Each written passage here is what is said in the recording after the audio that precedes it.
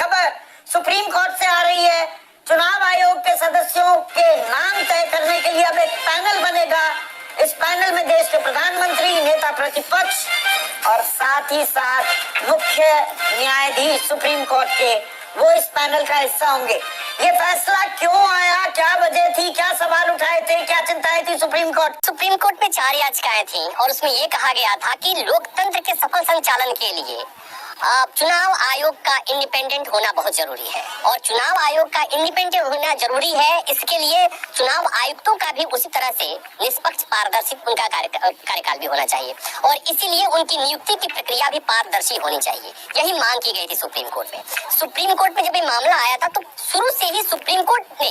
एक आड़े हाथों लेते हुए सरकार से बार बार पूछा कि आजादी के इतने सालों बाद संविधान में आर्टिकल 324 में साफ तौर पर लिखा गया है कि इसके संबंध में संसद कानून बनाएगी और अब तक 75 साल में जितनी सरकारें रही हैं इस मामले में असफल रही हैं कि किसी ने इस संबंध में कोई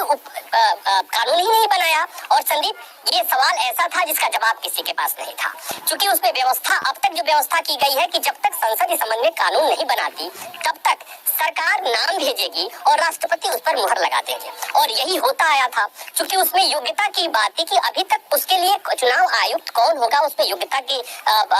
भी परिभाषित नहीं है। और दूसरा ये कि सुप्रीम कोर्ट में बड़ा सवाल ये था कि पिछले कई साल से लगातार आज तक किसी भी चुनाव आयुक्त ने 6 साल का अपना कार्यकाल नहीं निभाया है। और महत्वपूर्ण ये कि जब सुप्रीम कोर्ट में इस मसले पर सुनवाई हो रही थी और बात ये हो रही थी कि एक इंडिपेंडेंट पैनल हो, जिस तरह से सीबीआई डायरेक्टर की नियुक्ति होती है जिसमें